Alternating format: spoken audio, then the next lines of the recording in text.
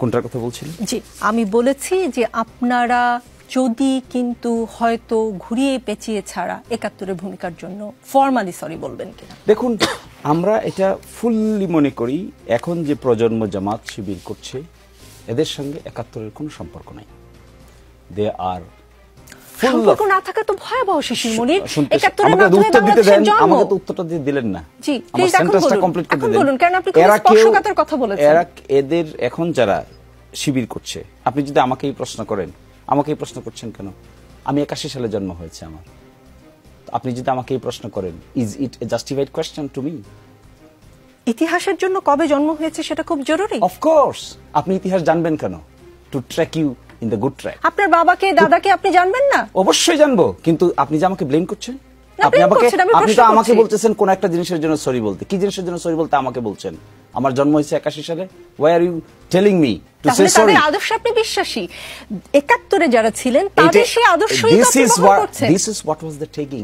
বলতো তোমার বাবা রাজাকার, তুমি কি? তোমার তো জন্ম পড়ে, তাহলে তুমি কি? তুমি হলো চেতনায় রাজাকার। This narration has been widely rejected by the nation. এখন যদি আপনি আমাকে এই কথা বলেন, আপনি যদি একজন ৭০ বছর শুনেন, একজন ৭০ বছর বয়সের একজন যে নাকি এটা দেখেছেন, যে নাকি এটা উইটনেস করেছেন, তাকে যদি আপনি কোয়েশ্চেন করেন, that may be relevant. Why are you asking this question as a student of class 22 years old? আপনি যখন 22 বছর বয়সের ঢাকা বিশ্ববিদ্যালয়ের যে ছাত্রকে এটা করেন, you are insulting him. This is tantamount to insult. This insult যখন করা হবে একজন মানুষকে, he or she can take it. And that insult was done by the then Prime Minister. And এরপরে দেখেন নাই কি what was the reaction? আমি কি এবার প্রশ্ন করতে পারি? পরবর্তী প্রশ্ন, আপনি যে সময় জন্মের কথা বলেছেন ঠিক আশেপাশেই আমার জন্ম। আমি ৭১ দেখিনি বলে কি আমি ৭১-এর চেতনায় বিশ্বাস করব না? বাংলাদেশের জন্ম হয়েছে ৭১-এর মাধ্যমে, আমি ৭১ বিশ্বাস করব না? আমি আমার বাবাকে দাদাকে অস্বীকার করব? আমার জন্ম আমার বাবার মাধ্যমে, আমি অস্বীকার করব? Is it your question done? Let me answer. আপনি বিশ্বাস করবেন না করবেন এটা তো প্রশ্ন না। প্রশ্ন হলো, you are asking me to say sorry for what? Is it, did I do anything? You are saying just to something চেতনা, right? জামাত ইসলাম কিছু করেনি, ৭১-এ কিছু কোনো ভুল করেনি। ৮১ সালে জন্ম নেওয়া মানুষকে বলছেন কেন? আপনি তো জামাত ইসলামের বিশ্বাসে, আদর্শে বিশ্বাসী। If it is so, then the answer is Jamaat Islami as of today repeatedly attempted to express their opinion what they did in 1971, and repeatedly, and even if it has been said repeatedly, the people like you is again asking the same questions. What would be his perception then?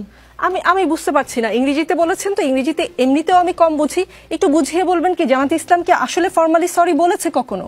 আপনি মনে হয় এই বিষয়টা সম্পর্কে ওয়াকিবহাল না। আপনি নাগরিকত্বের মামলা সম্পর্কে ওয়াকিবহাল? জি, অবশ্যই। আমার জন্ম ওই সময় না হলেও আমি সেই 92 সালে নাগরিকত্বের মামলায় প্রফেসর গোলাম আজম সাহেব বাইতুল মোকাররমের উত্তর পত্রিকা খুলেন, উত্তর গেটে কি বলেছিল, প্রেস স্টেটমেন্টটা দেখুন। That was formal.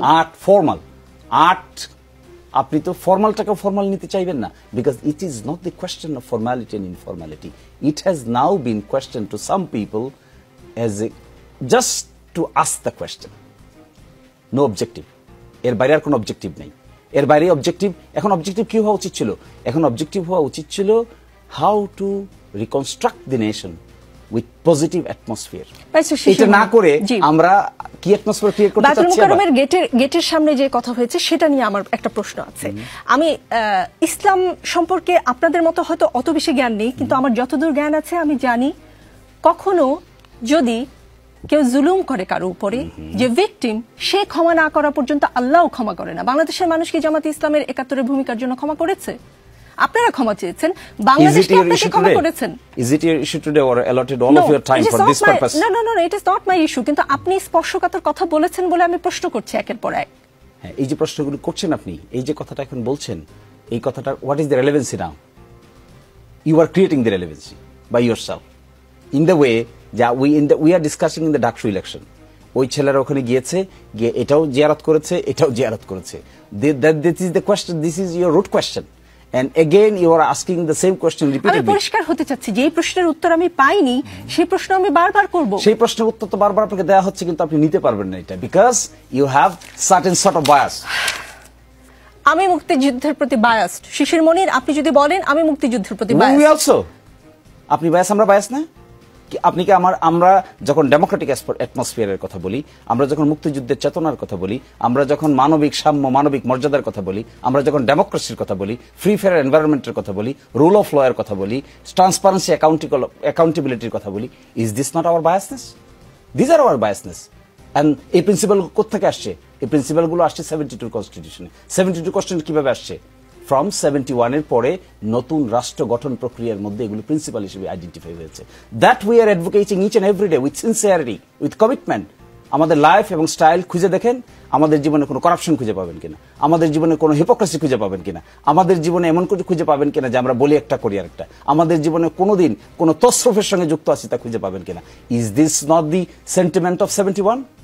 মানবিক সাময়িক মর্যাদার, মানবিক মর্যাদার মধ্যে এগুলো পড়ে না? ট্রান্সপারেন্সি অ্যাকাউন্টেবিলিটি পড়ে না? ডেমোক্রেসি পড়ে না? ফ্রি ফেয়ার এনভায়রনমেন্ট পড়ে না? Liberty, right to life and liberty পড়ে না? That we are advocating for this. তাহলে আপনাকে মুখে মুখে শুধু বললেই কি হবে, না ওয়ার্কগুলো করতে হবে? আপনার কাজে প্রমাণ করতে চান। আমি মনে হয় খানিকটা উত্তর পেয়েছি। ব্যারিস্টার রুমিন ফারহানা,